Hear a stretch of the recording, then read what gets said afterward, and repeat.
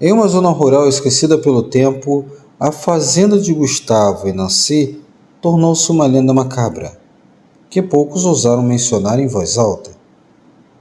O que começou com uma história de abuso e vingança acabou envolvendo aqueles que a escutavam em um manto de terror. Gustavo, um veterinário respeitado de 35 anos, havia encontrado em Nancy uma jovem órfã de 19 anos, mais do que uma esposa. Encontrou uma vítima. Naquela quinta isolada, rodeada de silêncio opressivo, Nancy viveu um inferno por 3 longos anos. Golpes, humilhações e traições se acumularam como as sombras que espreitavam cada canto da propriedade. E, apesar das visitas ocasionais da amável família de Gustavo, ninguém conseguiu salvar Nancy do horror cotidiano que ela suportava. Até que um dia, o seu espírito partido encontrou em desespero uma faísca de determinação. Porém, em uma noite, Gustavo voltou para casa bêbado, como de costume, exigindo que Nancy lhe servisse mais álcool. Ela obedeceu, mas desta vez misturou em sua bebida um poderoso tranquilizante destinado a cavalos. Gustavo, ao beber o tranquilizante, junto com a bebida, caiu no chão como um saco de carne. E Nancy, com uma mistura de medo e ódio, arrastou-o para a corrala vazia dos porcos. Lá, o amarrou e cavou uma vala, confiando que o sedativo faria o resto. Mas em sua vingança, deixou um último ato. Não cobriu completamente seu rosto, querendo ver a morte refletida em seus olhos ao amanhecer. Porém, quando o sol iluminou a fazenda, Nancy foi acordada pelos gritos de Gustavo.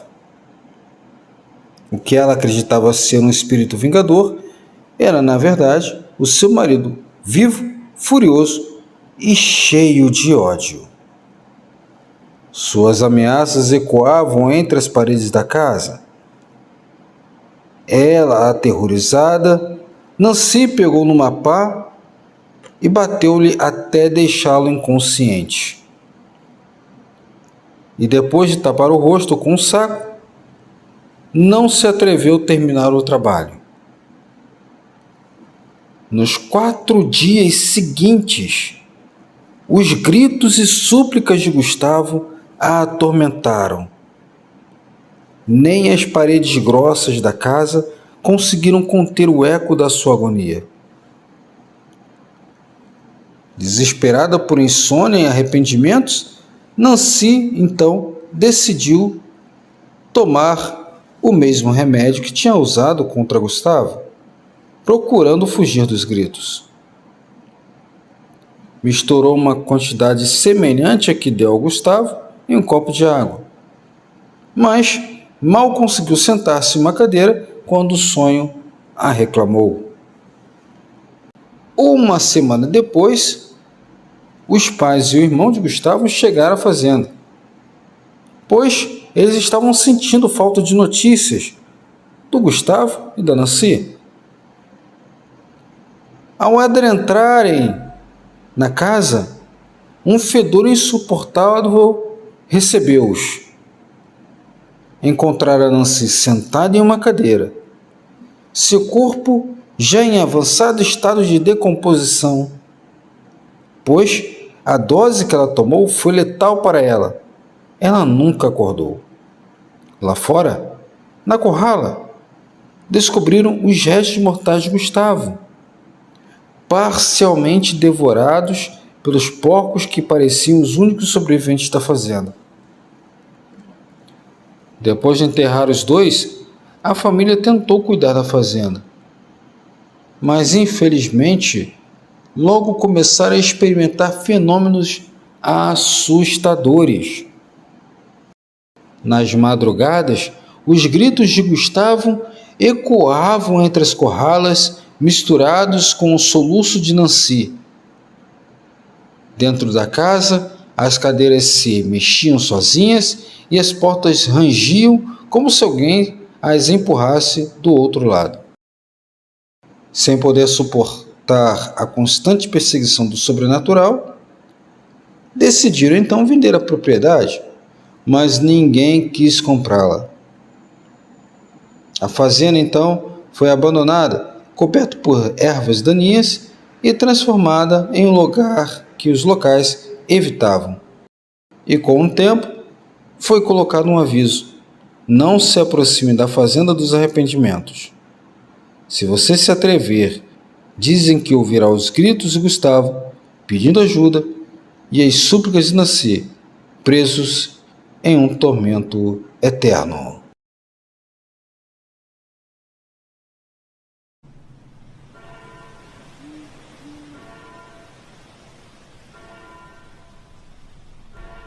Em uma noite, estava sozinho no apartamento, no quinto andar do prédio. Minha namorada, Vanessa, chegava às 11 horas da noite do trabalho. Eu estava de folga, mas a diarista Neide foi embora às 8 horas da noite. Às 9 horas da noite, liguei a TV para ver novela, mas aí adormeci. Quando acordo às 23 horas, acordo com a minha namorada chegando do trabalho, mas sem falar nada, se trocou, trocou de roupa, mas sem tomar banho, o que era incomum. Se deitou ao meu lado sem falar nada e muito quieta nesse momento. Eu comecei a sentir algo estranho, mas acabei dormindo. Quando deu meia-noite, o telefone tocou.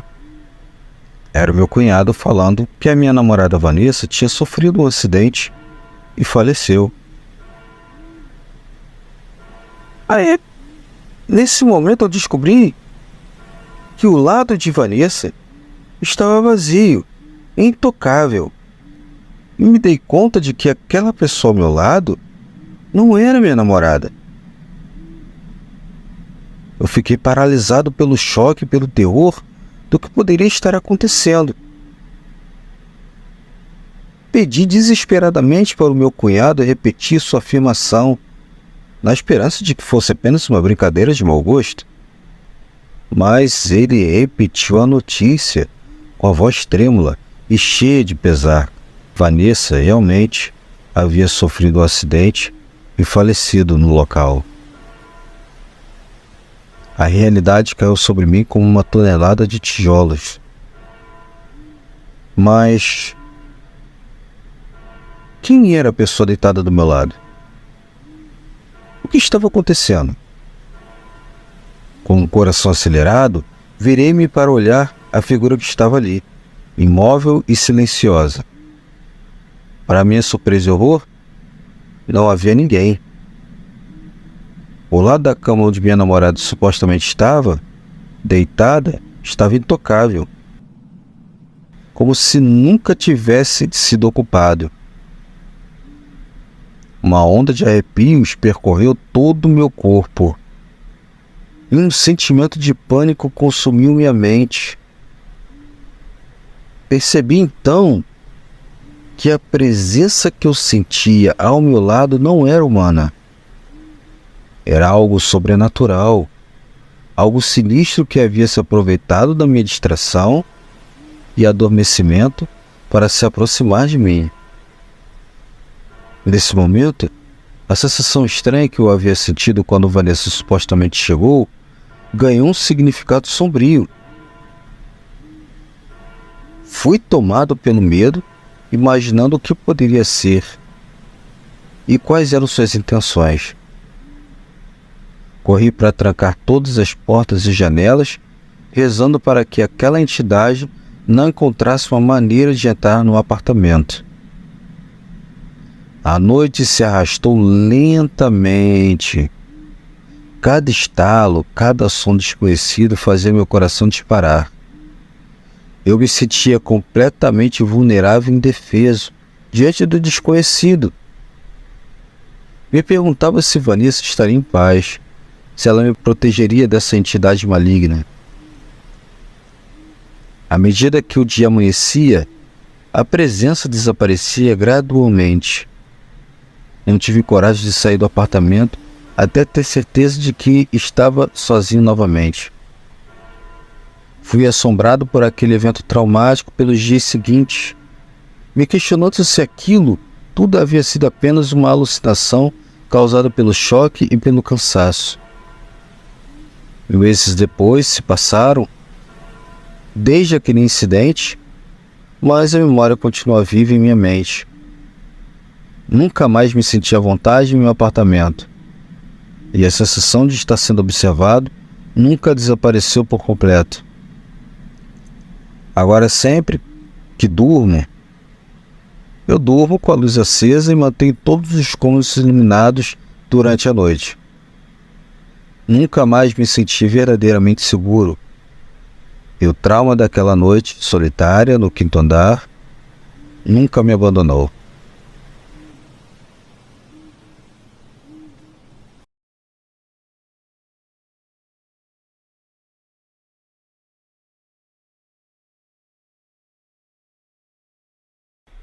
A história começa em uma pequena cidade chamada Vigia, localizada no estado do Pará. A cidade era conhecida por seu balneário popular, um lugar de diversão e alegria para muitos. No entanto, um evento trágico ocorreu que manchou a reputação do balneário. Uma menina de apenas 8 anos, cheia de vida e energia, encontrou seu fim prematuro nas águas do balneário.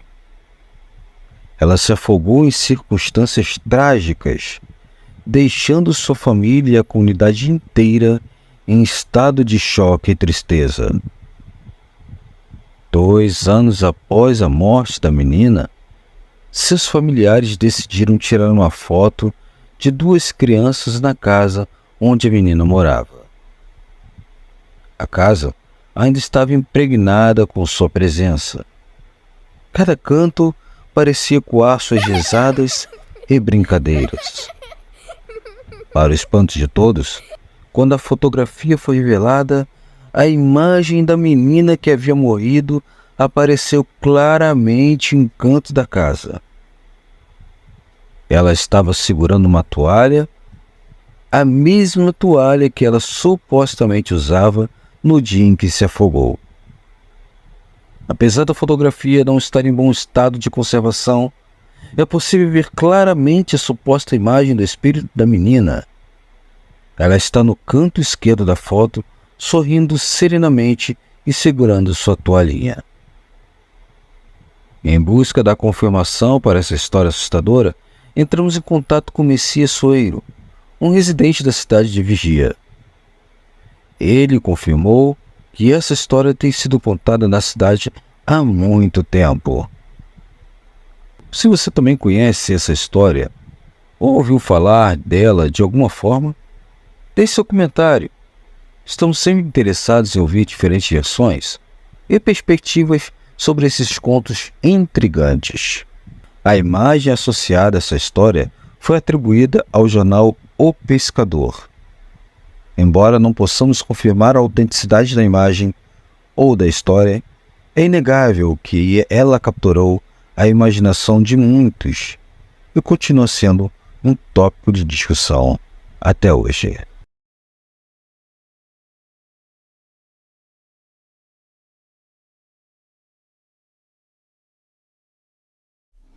Permita-me mergulhar na sua história e trazê-la à vida com mais detalhes e suspense. Era uma época de inocência, quando você era apenas um jovem garoto, passando um tempo na casa do seu avô, um lugar cheio de memórias e risos. Mas naquele dia, seus pais estavam com você, enchendo a casa com conversas e risadas. Mas, como todas as boas coisas, aquele dia também chegou ao fim. E você decidiu voltar para sua casa, que ficava no andar de baixo. Ao chegar na garagem, uma sensação estranha tomou conta de você. Quando você olhou para o lado, seus olhos encontraram uma visão aterradora. Um enorme cão de pelagem negra, com uma noite e olhos vermelhos como sangue, estava dentro da casa da sua tia. A casa estava deserta, envolta em escuridão e trancada. O cão rosnava para você, como se estivesse prestes a atacar. Dominado pelo medo, você subiu correndo as escadas para chamar o seu avô. Ele desceu com você e também viu a mesma coisa. Sem perder tempo, seu avô saiu correndo para chamar seu pai. Seu pai desceu as escadas e acendeu a luz da garagem. E também, algo inexplicável aconteceu. Assim que a luz foi acesa, o cão simplesmente desapareceu. Sumiu sem deixar rastros.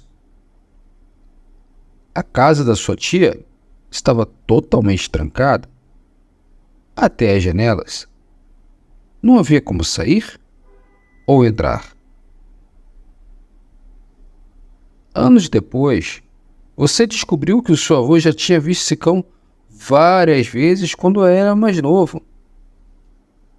Ele viu no seu porão quando estava construindo a casa. Essa revelação deixou você ainda mais intrigado. O que poderia ser aquela criatura? Seria um lobisomem? Um espírito maligno? Ou algo mais sinistro? Essa experiência te deixou traumatizado por anos. Sempre que você se lembra disso, uma onda de emoções toma conta de você e você sente uma vontade imensa de chorar. Essa é uma história que você certamente nunca esquecerá. E agora? Você se pergunta, o que era aquela criatura?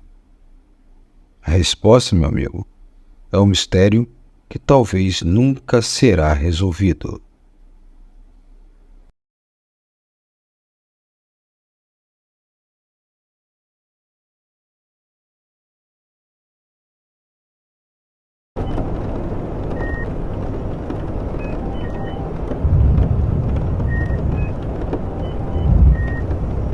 Dizem que em hospitais acontecem coisas estranhas, que é um local considerado pesado, local de muito sofrimento, raiva, revolta, enfim, coisas consideradas negativas.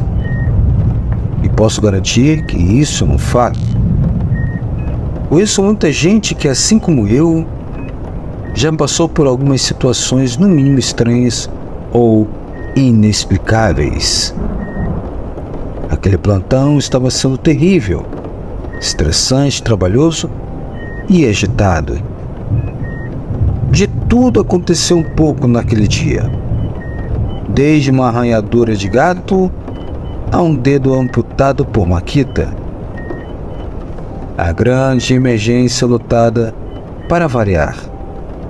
As avaliações chegando, medicações a serem conferidas, pós-operatórios a receber, pacientes a serem transferidos, entre outras atividades que é de responsabilidade de uma enfermeira da grande emergência de um hospital público, além, é claro, do déficit de RH que dispunhamos. Bem, eu e minha colega de plantão combinamos o horário do nosso descanso. Como eu estava fazendo 24 horas e bastante cansada, preferiria no primeiro horário, que seria às 23 horas, e voltaria às 3 horas da manhã. Decorreu assim um plantão. Após realizar meu serviço, finalmente deu minha hora. Fui para o nosso estar e o mesmo estava escuro. E notei que só havia uma pessoa já deitada. Seria a enfermeira colega da clínica médica. As camas são marcadas por setores, ou seja, cada profissional com sua cama. Assim, sabíamos que a cama tal era da enfermeira A, e assim por diante. Sua cama ficava virada para a parede. A colega estava coberta e deitada de lado também, virada para a parede. Eu me deitei, dando aquela espreguiçada boa, e virei de lado, pegando o celular para dar uma olhada. Como vi que a colega se mexia na cama, falei com ela. Poxa, que plantão, hein? Ela respondeu com uma voz meio diferente, pausada e fanhosa. É verdade. E vai piorar. Super Body. E eu respondi, credo, bate na madeira, amigo. Perguntei também se ela estaria resfriada por sua voz estava diferente. Daí não obtive mais resposta. Chamei novamente e ela não me respondeu. Quando me virei e olhei para a cama da colega, a mesma encontrava-se vazia e forrada com os lençóis esticados. Não acreditei naquilo. Levantei, olhei ao redor e só me encontrava no estar. Todas as camas estavam vazias e forradas. Ao mesmo tempo que constatei aquilo, alguém adentrou ao estar apressadamente e, pasmem, era referido à colega que eu vi, ou pensei ter visto deitada e que conversava comigo. A colega entrou, esbaforida, apressada, me chamando e referindo que precisávamos ir ao trauma ajudar os outros colegas enfermeiros, pois havia chegado, trazidos pelos bombeiros, várias vítimas de um grave acidente automobilístico ocorrido na linha amarela. E permaneci estática, pasma, pois eu jurava ter conversado com esta colega minutos atrás. Foi em centésimo de segundos aquele ocorrido. Fiquei atordoada. Aliás, até hoje sinto aquela sensação de espanto de quando me vi sozinha naquele recinto. Com quem eu teria conversado? Com que finalidade fizer aquilo? Deixei para pensar posteriormente, pois não haveria muito serviço me esperando no trauma do hospital. Enfim, ninguém descansou naquele plantão.